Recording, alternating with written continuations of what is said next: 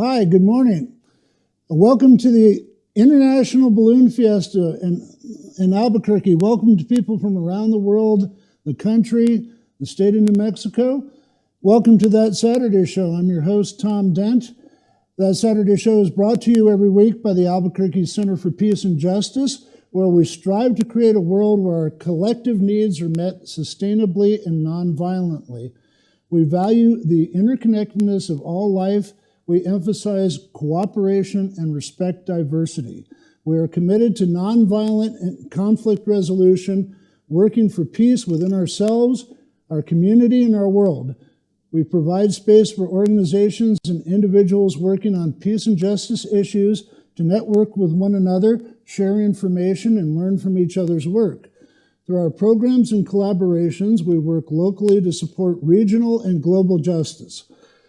We offer free food to the public in our parking lot every Saturday at 9 a.m. and open our doors to the public for a free feed, a free lunch, discussion, and music jam sessions every Thursday at our Peace Cafe at 202 Harvard Southeast that runs from 10 a.m. to 3 p.m. During the week, we offer meditation sessions, yoga, open mind discussion. Every other week, we have Buddhist practice on Sunday, and the Universal Unitarians meet every Sunday at 11. Our hall is open for group meetings, films, and lectures, and we offer low rental costs, and our memberships and our website are really starting to come together now. But we are going through some very rough times now, so we really could use your help. If you have fundraising expertise, if you want to become a member, support us with your donations. Please call us at 505-268-9557 if you'd like to become a member, volunteer, or have your activist group join us. Or check our website out at abqpeaceandjustice.org. On the show today, we have our super intern, Cheyeanne Frazier, a recent graduate from Health Leadership Charter School, who is a certified restorative peer counselor working with students in Albuquerque middle schools and youth talking circles at the Peace Center. Our music director, Matt John, has invited David Stokes into the studio, and he'll be performing two great songs. The first is called A Foolhardy Truck Driving Man, and the second song is called Going Home. Our feature interview was with Elaine Cimino of our Pajola group, Common Ground Rising. And we'll be talking about new and questionable air quality ratings for Albuquerque and the state, and talking about global warming and air quality around the world, and their causes and what we can do about and how we can get involved. This interview begins a 3 to 4 part series that will hopefully feature an internationally known brain health scientist, a well-known attorney and state legislator, members from the Albuquerque Air Quality Board, a doctor of pulmonology, and someone from the New Mexico Environmental Health Department to bring into the discussion. So now with me is Cheyeanne Frazier, our new intern at the Peace Center. She's been working with us for quite a while.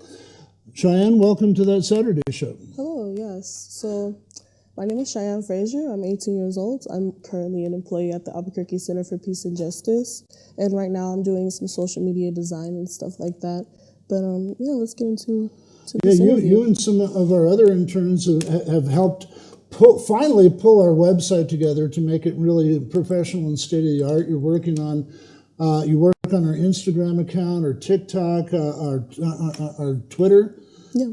And you reach out with Tanya and our restorative justice program, and you guys have been actively going into middle schools and conducting talking circles for youth at the Peace Center.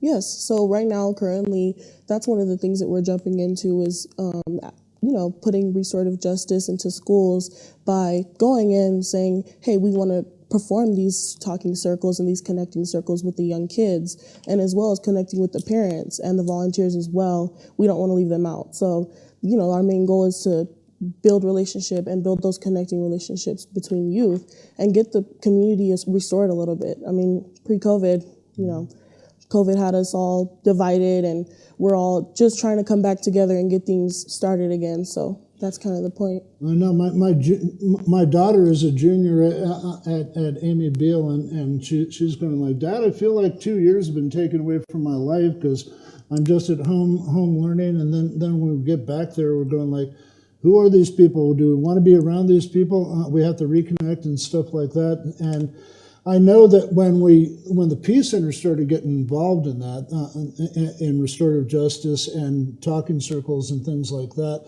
we noticed at a couple of high schools and a middle school that there was violent threats going on. There was bullying. A lot of times, even the parents would go with the kids to the administration and would kind of fall on deaf ears or they'd try to sweep it under the table and stuff like that. And another thing I've complained a lot is the lack of after-school programs and activities around school for kids, and then they wonder why kids have free time and are getting into trouble. But there's different programs popping up. I know at certain schools, like for instance Whittier Elementary, they now have a Genius Hour where they listen to the kids. They bring in parents and mediators and keep them after school with extra help on their work and stuff like that. And a lot of times, I used to be a special ed teacher. A lot of times my students couldn't even go to their parents because they were busy partying or not paying attention to them or whatever. And it really seems like you guys are starting to perform an outlet to where they can sort of talk to mediators, people, like I said before, restorative peer counselors, and a third party that they can actually open up and get their feelings and concerns out, and then maybe through activism and more connections in the community, put pressure on the school to really have them hear their concerns and their fears. Yeah, and that's the point. We want the young kids to feel like they're heard. They need a voice. We all have a voice, and all of our voices should be equal. But I think that that's something in our community that, the younger voice isn't as valuable or isn't as heard. And there's things in our community that is starting with us too. Like the drug abuse right now in our community is very bad. There's a lot of things that just been happening in the schools in the past 2 weeks.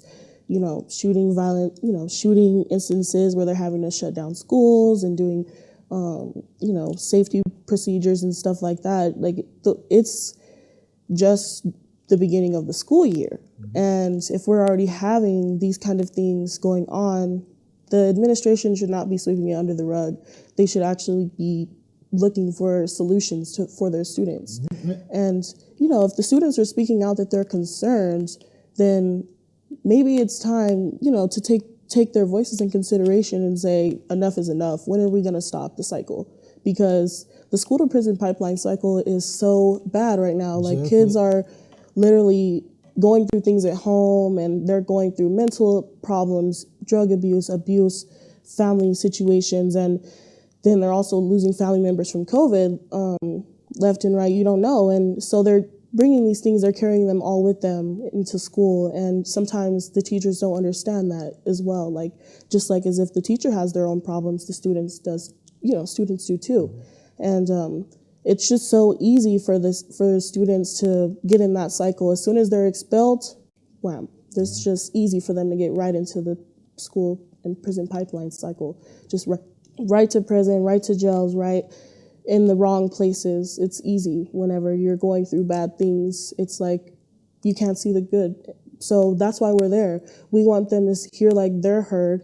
We're there for them. We're around the exact same age. I'm 18 years old. I just got out of high school, so I understand like the things that you're going through. I also went through in middle school. I also went through when I was in high school, still going through today.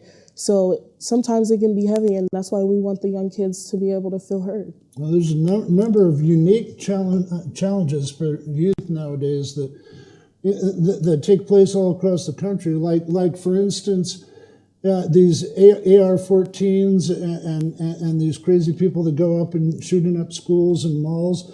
I think we reported on another program that there's the gun to human ratio in this country is getting close to 2 guns for every citizen of the United States. You've got climate change staring you right in the face. You've got people want to taking away your voting rights. You've got the women's right to choose issue in front of everybody for this upcoming election, and the Supreme Court decision. And people are worried. If they start taking away women's rights to choose, they're going to come after the LGBTQ plus community, people of color, immigrants, anybody that's not part of the white male power structure. So. Yeah, you guys have so much challenges, and the workforce and student debt and the doubling and tripling of I don't want to bum you out of mortgages and rent nowadays. I don't know how you guys can do it, and you need all the help you can get. Right. Yeah, and I mean, it's just this inflation and everything too is also impacting the whole community, not just the colored people. I'm sure it's having a dent in, the white man power structure's pockets as well. Like, I mean, it's just a lot of things in our community, but also, touching back onto the restorative justice in the schools. Like, we're not just going in there, talking and just getting kids and just she la la. No, we're building curriculum and program around this, and we're actually going and getting restorative practice games, restorative practice things that we can do, activities with the kids. And these circles are actually around, emotional based learning and stuff like that. Like, this is something that's also a part of the learning system. It shouldn't be excluded. It should be included. So yes. Well, that's part of what I face as a special ed teacher in 2 different schools. We had students trucked in from impoverished areas and other things, and they go up to me in first period. I'm going like, we need to start, and these kids are like, Mr. Dent, we just want somebody to talk to. We've been up like till 4 a.m. with our parents partying. We just want to lay down and sleep. We need to have our voices heard. And so many times it's just completely rebuffed, and that's been that way for a long time in the APS system. Yeah, and then too, like, kids are also in school and having to get up at 5 a.m, being at that bus. They got to be at school by 7:30 and 8, and that can be also very draining energy.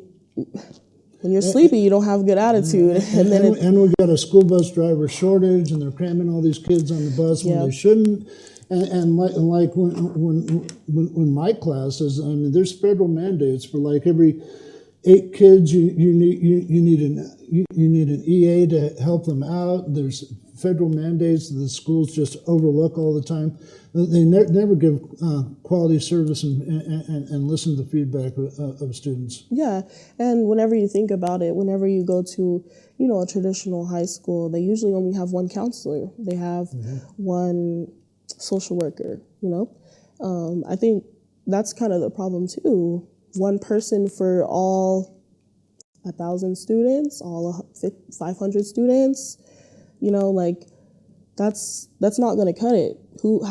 How many kids are really being hurt? 10 kids, 11 kids. I mean, that's not going to help.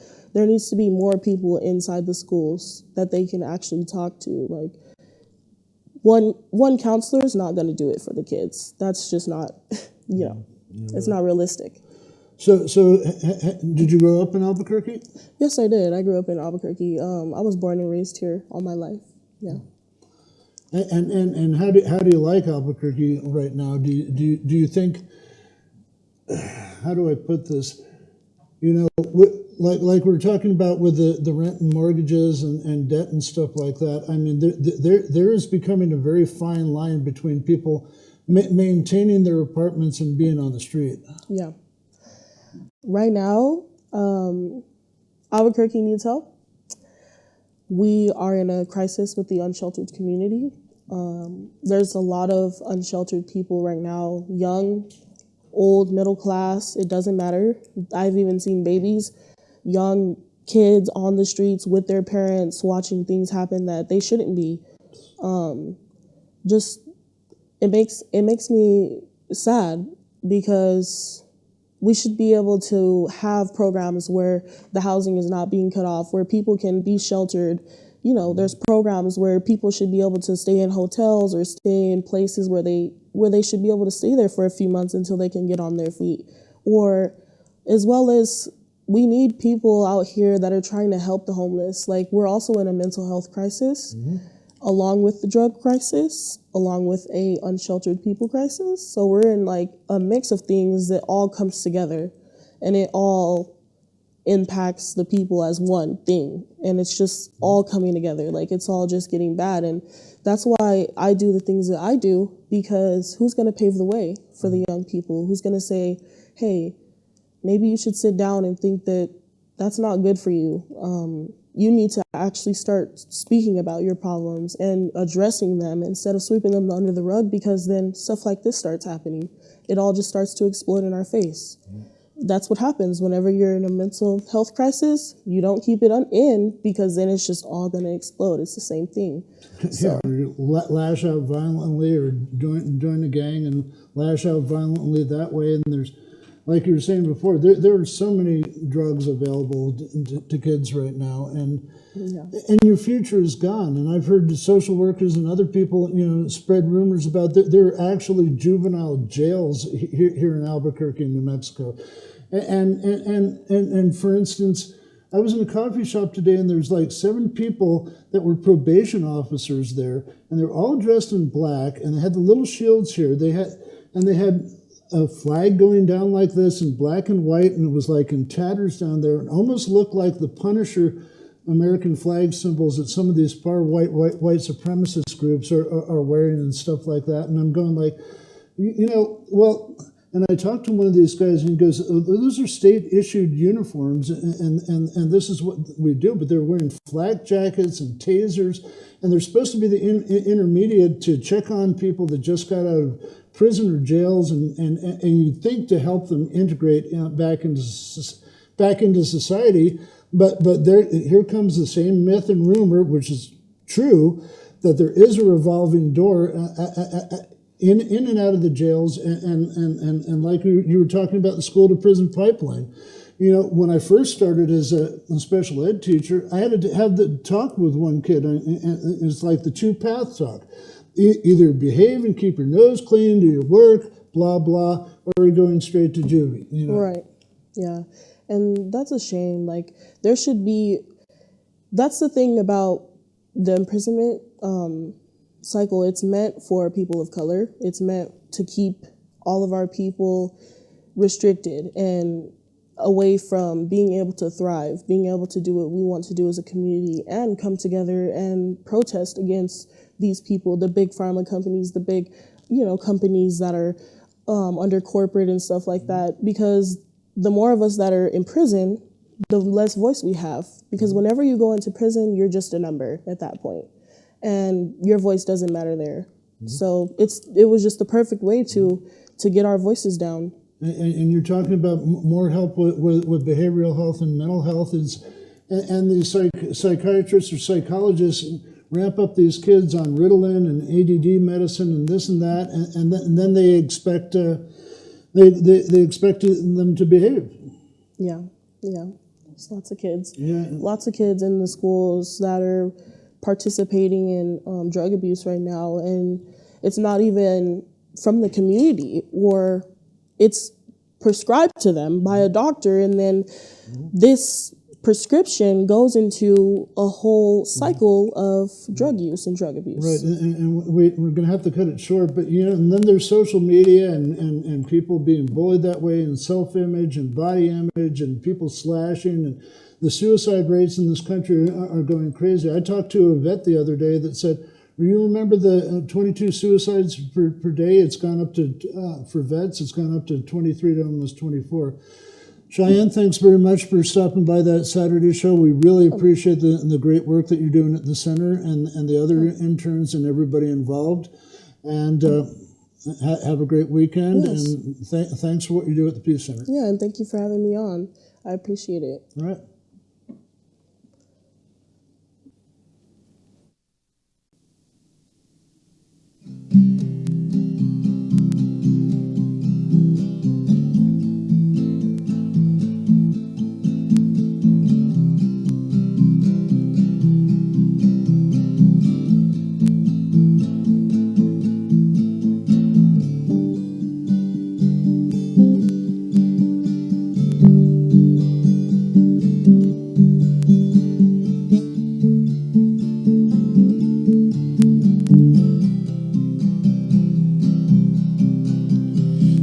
Across the Rocky Mountains, I have faced some bitter snows, driving through the night where the brave they wouldn't go.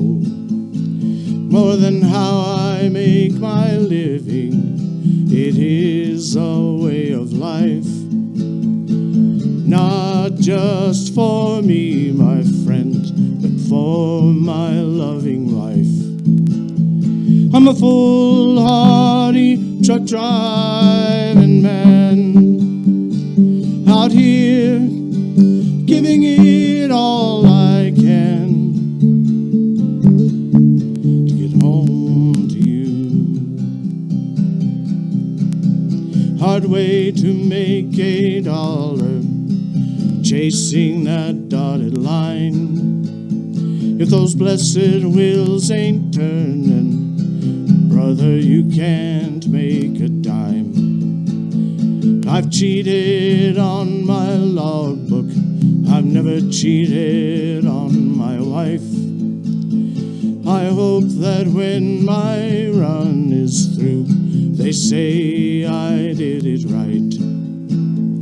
I'm a foolhardy truck driving man, out here giving it all I can to get home to you. I've hung my share of iron to make it over a pass, even said a little prayer that I might reach the morning light. Those chains are wrapped around my heart, tying me to the past. I just can't find a better way, though I try with all my might. I'm a foolhardy truck driving man, out here giving it all I can to get home to you. I'm a foolhardy truck driving man, out here just giving it all I can to get home to you.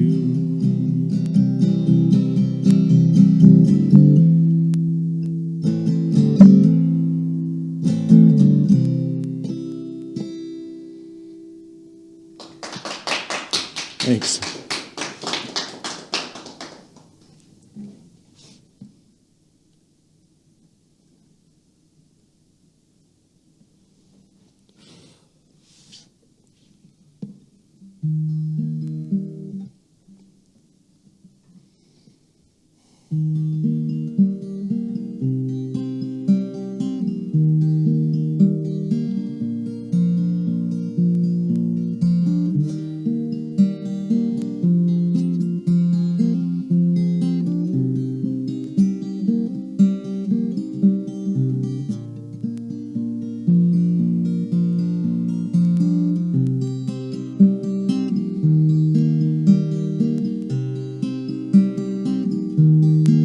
I spy blue mountains in the distance, the reward for my persistence. I'm going home, going home.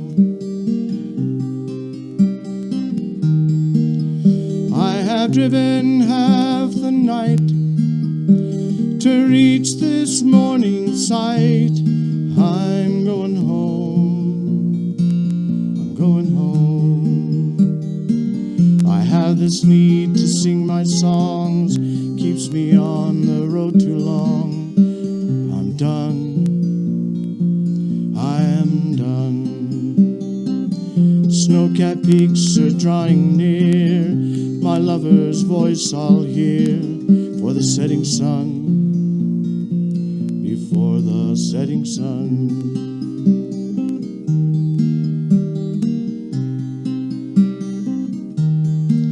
My love, she's waiting there for me.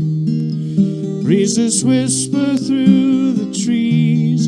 I'm going home, going home.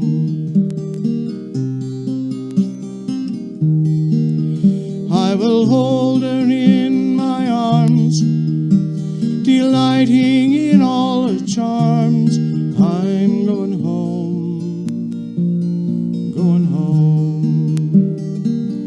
Have to live my life from town to town. When the road has got me down, feel it near, I feel it near. The forest there is cool and green. It's the prettiest place I've ever seen. I'm here, I am here.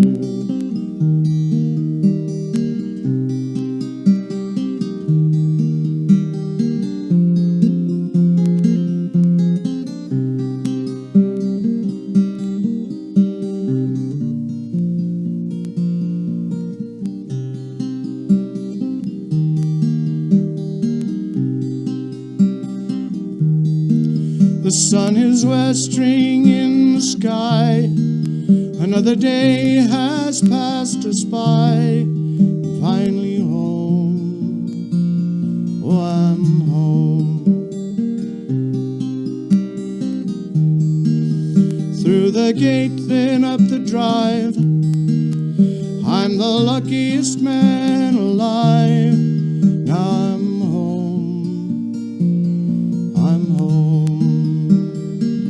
The golden hour fills the land. Through the window there I see her stand, bathed in light, in golden light. She takes me in her warm embrace, a knowing smile upon her face. All is right, all is night, all is night, all is right.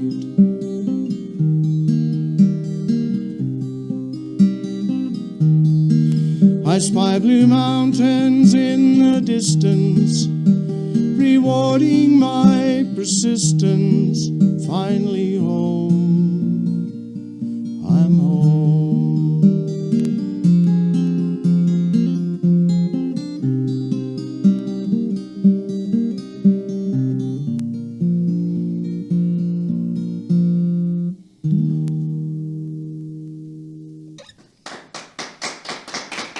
Thanks very much.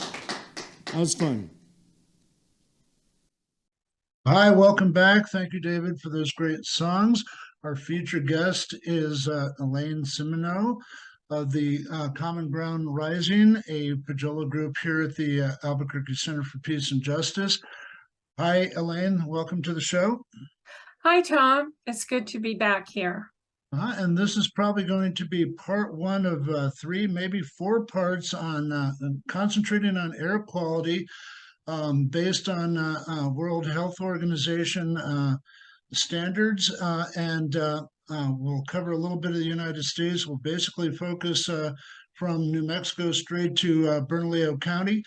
And in our upcoming shows, we should have people from the Environmental Health Division, Dr. Charles Gasparovic, who is a brain researcher. We're going to try to get Donna Upson, who's a pulmonary physician, and Congressperson Antoinette Cedillo Lopez, who I believe has been an attorney. And Elaine, you told me she wrote some of these stringent Clean Air Act provisions in the state legislature. She actually helped pass the provision to make the standards more stringent for Albuquerque and Bernalillo County. State Senator Antoinette Cedillo Lopez is also the attorney for the Albuquerque Bernalillo County Air Board. Okay. And so she will be able to talk a little bit about how these standards might be applied. So from one of the charts you've shown me with the looking across the United States, it seems like there were standards, and the EPA was working on helping to get the air quality across the state down, and it looked like it was going to fairly decent levels. But according to the charts, it's kind of like did a severe uptick as of 2016. There's been a lot of factors in the meantime to cause this uptick. A lot more people are starting to drive right now, especially after the pandemic. We've had a lot of wildfires and droughts. And we're going to work to get some other people on the show, maybe some people from the Air Quality Control Board here in Albuquerque. So, Elaine, there's been a coalition formed about this issue in general. Yes, we have about 13 environmental justice groups that support our petition, our request for a petition to the Albuquerque Air Board. And we're coming forward in we're coming forward in October 12th at 5:30 p.m. With a presentation from Dr. Charles Gasparovic. Dr. Charles Gasparovic is a brain health researcher. He has an institute at UNM, but he also works in the EU, and he will be zooming into the Air Board from Barcelona, Spain, at 2:30 in the morning his time, to discuss what the issues are for brain health and its impacts from fossil fuel. He did a lecture in 2018 locally and at the Peace Center. And it was from that lecture that I met Charles, and we started talking about how important it was to bring these WHO standards of guidelines to be enacted here in Albuquerque. And so over the last few years, that's been percolating. And as the weather has gotten worse, the climate issues with a wildfire and sand and storm events have gotten worse. Ozone levels have gotten worse. Particulate matter has gotten worse. My asthma has gotten worse. I said, I think it's time that we start talking about this health, what would be the greatest health benefit to achieve daily reductions in the risk of chronic harm to the public. And right now, the air pollution is increasing under the current standards. And those current standards are set by EPA. And we don't have the type of targeting of emissions. They're starting to talk about it. They're starting to talk about making regulations, but we don't have the chronic, we don't have the targeted emissions levels that we need to mitigate the standard, to mitigate the pollution in the area. Right now, it's far too slow. We've suffered a sustained unhealthy levels of air pollution, acute peaks without citizens knowing the numbers and what is impacting their chronic health problems. We have hospitalizations and deaths, and we have cumulative impacts from exposures. And we're going to come before the Air Board with this letter to request and make some suggestions that have been put forth by experts in the field on standards, guidelines, best practices, educational communications to the public about the sources of pollution and the related impacts and how to implement a drawdown plan. We don't have a drawdown plan. And you're not going to combat climate change unless we do have a stringent drawdown plan. In May of 2022, the EPA made a nationwide call to US cities requesting mitigation efforts to bring down air pollution. In September of 2022, a couple weeks ago, the EPA fined the city of Denver for its ozone violations. So we know that we've had several days. What do we have? 14 days over 100 of ozone.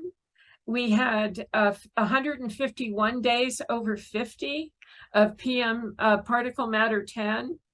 And it's only a matter of time that the EPA is going to start fining the city of Albuquerque for its bad air. The New Mexico American Lung Association has given Albuquerque Air an F, and he's given other parts of the state an F.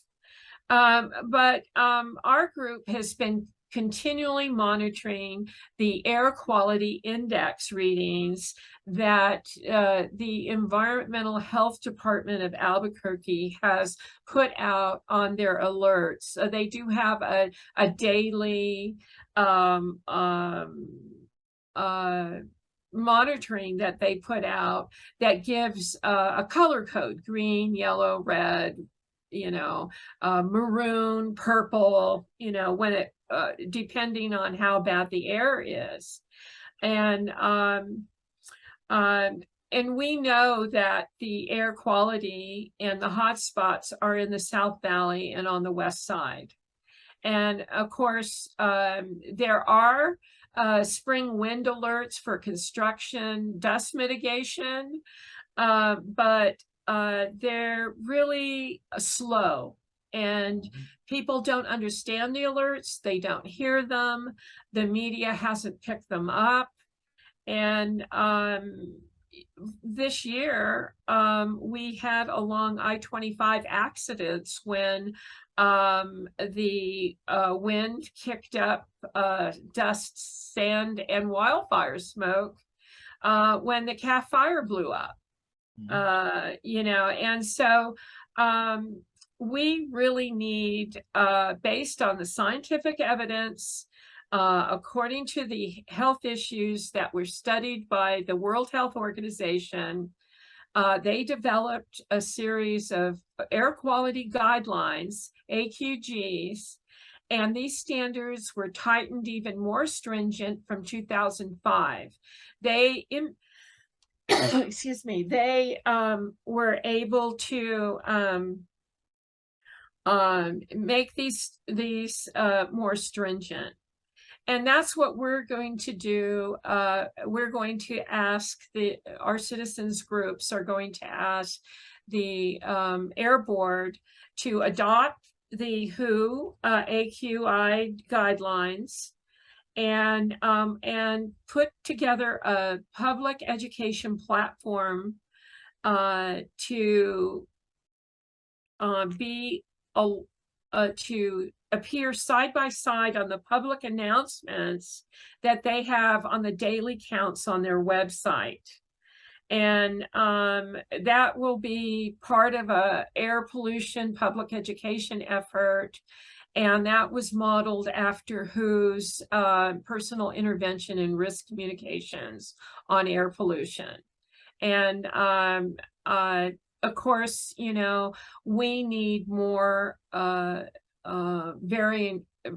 various audiences that need to hear what these alerts are, understand the information, and that means that we need a good education and communication strategies to the public. And what may happen after this request is that the Air Board would allow us to move forward with a stakeholders group to put together a petition to bring that petition to the Air Board to consider these targeted interim areas numbers so that we can start bringing down emissions in Albuquerque. Yeah, we're already hearing complaints or big concerns about air quality, dust, and development, industry, and stuff like that. Like, and 2 episodes ago, we had a farmer that lived out on the west side, Marcia, who was saying that from the winds and from the activity at industries like Amazon way out there, and them trying to break ground and lay the groundwork for Santolina, that dust is seriously piling up at their homes. It's very hard to get in and out of their homes to even I-40 on a regular basis. And other people, the lay person, when they think about air quality, they go like, well, on the news, we used to have no burn days and alerts from not to use our fireplaces, and I know that there's growing concerns not only in the ground but in the air in the South Valley. Direct concerns. Yeah, there is a really great group down there, the Mountain View Neighborhood Association and various groups associated with them that did incredible work monitoring, doing fence line monitoring and mapping where the pollutants were coming from that were impacting their homes down there.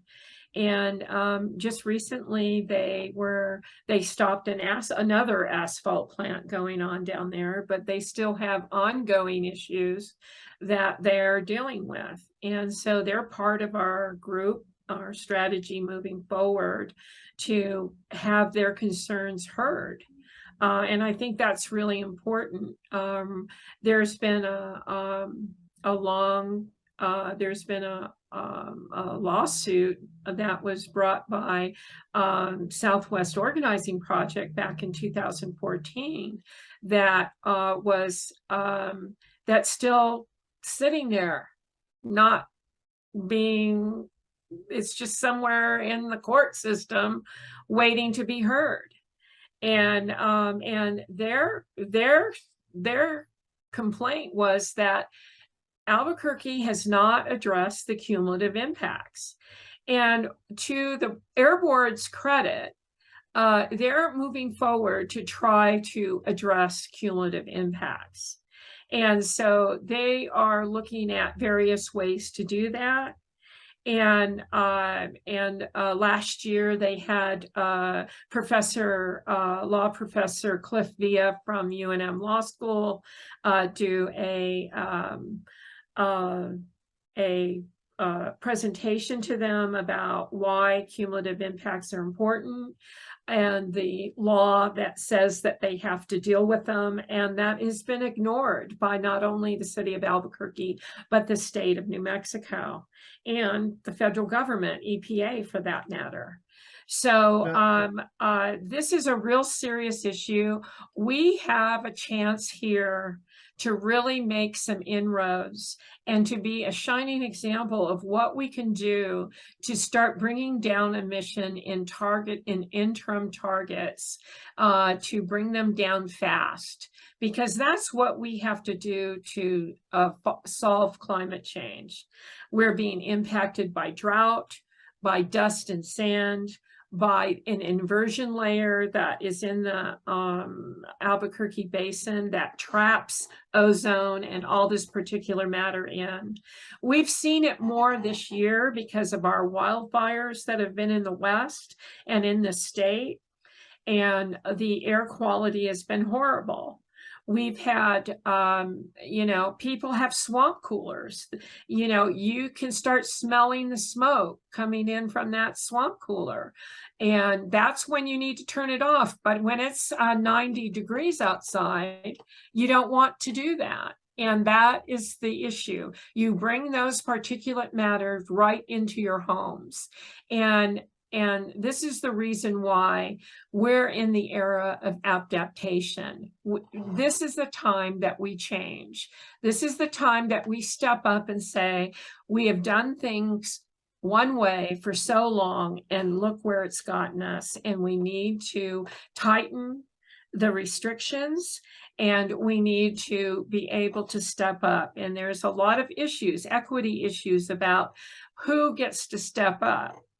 And so that's comes down to moderate and low income people who rely on swamp coolers, and they're more susceptible to air pollutants than those that are able to have air conditioning, for instance. That's why heat pumps are so important. That's why these grant programs for low income people, that's why are important. That's why cash rebates for low income are important, because a lot of times they don't qualify for tax credit.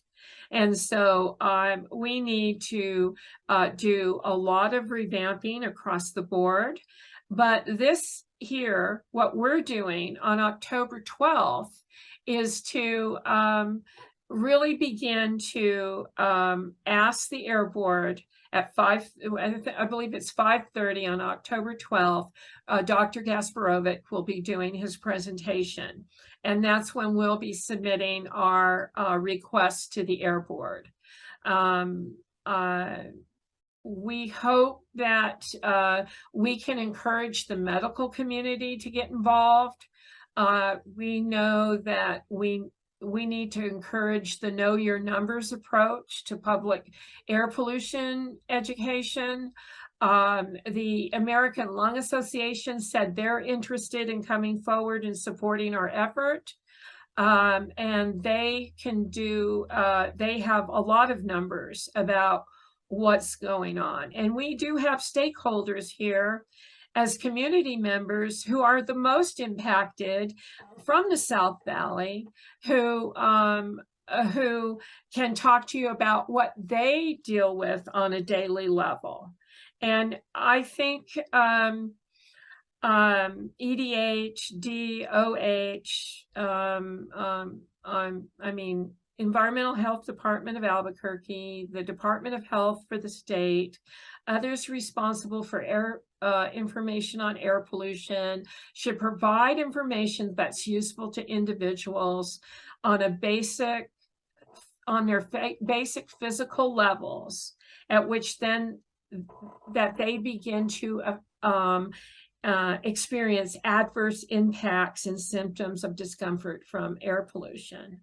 And that what happens is increases hospitalizations of heart attacks, of respiratory problems, of stroke, and that in turn increases the cost to the state and to our region and to our citizens, because our air is so bad. And I know that the South Valley has been dealing with multiple environmental concerns and complications. When I first got into environmental issues back in 1988 with New Mexico PERG, we worked with SWAP and SHRIC and other groups, and we found out that there was like 2 to 3 Superfund sites in the East San Jose neighborhood and Mountain Air. There was plutonium leaking down from Kirtland Air Force Base. You had the oil refineries to the south. You had the tailings and the creosote and all this stuff coming down from the rail yards. You had the old jet production plant. I mean, the groundwater in the water there has been so toxified that, you know, kids have had mental health problems known for decades down there. Yeah, we have a real serious issue in public health to start the conversation on. And, you know, it's, I mean, we love our Bloom Fiesta here because of the box that exists, and the inversion layer helps just trap in all these contaminants in the air. There are air monitoring monitors in the South Valley, at Del Norte, in the foothills on the west side.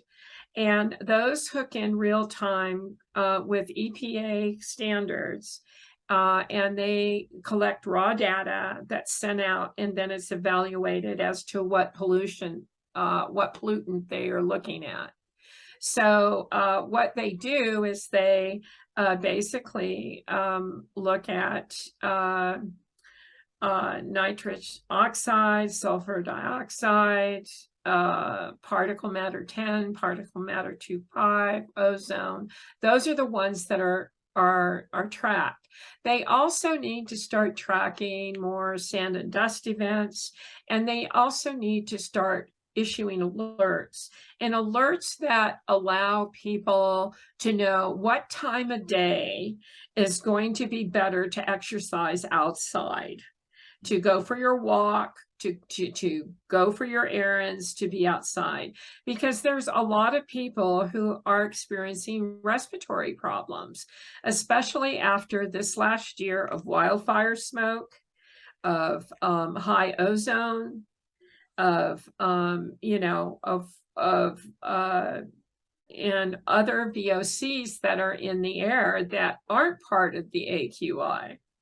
So, and that kind of comes down to how they're regulating and how they're issuing permits for people to pollute. And that's what a permit does. It allows pollution. And so you have to monitor what that is. And that means we may have to go towards smokestack emissions. Now, fence line emissions have a problem. Fence line monitoring has a problem because sometimes you aren't picking up the direction of the wind. So, you can put it here, but the wind's blowing this way, right? And so you're not the monitor. You have to place the monitor in a proper place, and then you have to hope thy wind pushes these pollutions into the air there, and it picks it up. Now there's certain times that fence line is important, especially in dust and wind events. We've got sand and dust blowing. We need to know those. We need to know what pollutants are in that dust and so forth. So fence line monitoring really comes in handy during that type of event. Like, for instance, we have the landfill in Rio Rancho that is blowing radioactive dust. And so we are trying to get the state to monitor that. Well, the way they would have to monitor is fence line monitoring. And so there is some fence line monitoring going on. There is a monitor that's stationed for about a year in San Jose area. There's various monitorings, but they need money for that. And that comes down to, like, we need help with our petition from an environmental scientist, but there's already 10 vacancies in New Mexico for environmental scientists. And right now, those environmental scientists come in at a mid-level area, level for pay, and they may have to cover 2 or 3 positions because of the type of funding that is not given to our environment departments that is much needed.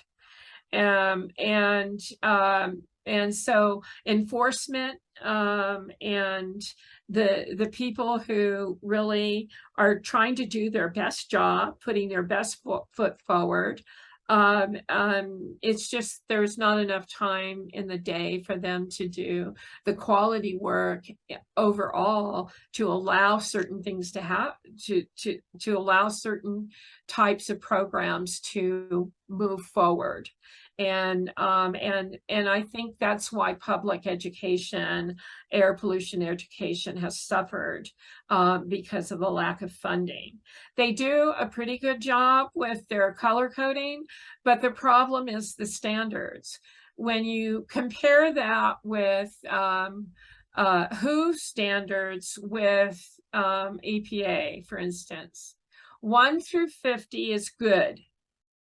But what we have is 1 through 20, 1 through 15, 1 through 35 is moderate. 35 to 50 is unhealthy. We're already at the third level at 50 in the WHO standards as to the health impact. And EPA has 1 to 50 and it's good. And you can look outside and tell that's not right. And so what we want to do is we want to put those two standards next to each other so people begin to see the difference between what the EPA is doing and what the World Health Organization is saying is a level of protecting the health that is needed.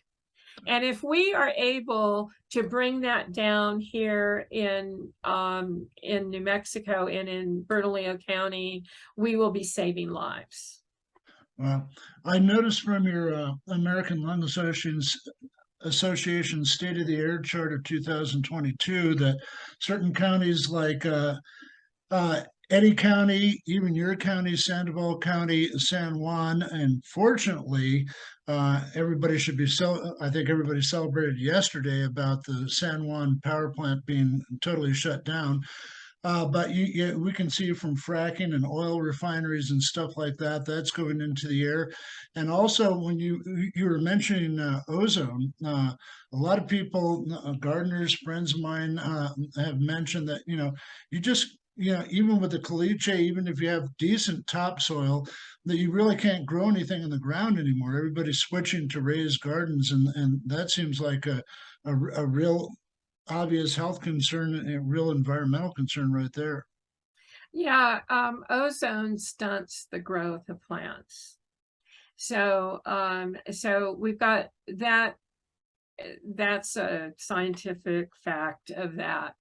And when we have really high days, you're not going to get the flowering that you need to produce the vegetables and flowers that you want. And so, and also you've got a lot of salts in the ground from using, trying to use drip irrigation. And so the ground needs to be flushed. And when you have a major extreme drought and you have high heat and high wind days, you're not going to get things to grow. And so in order to combat climate change, we need interim targets to draw down emissions. And this is a first step to start doing that. And it's an easy step to do because they can draw that out. If you're okay. Yeah, I'm sorry to cut you short, Elaine. We can discuss this next week. Hopefully next week we can put up a graphic and the Zoom link for Dr. Charles's Zoom lecture, and hopefully we may have to continue this on the third or fourth part. But I do want to thank you very much for being with you, and hopefully we'll see you next week on that Saturday show. Okay, thank you, Tom. Appreciate it.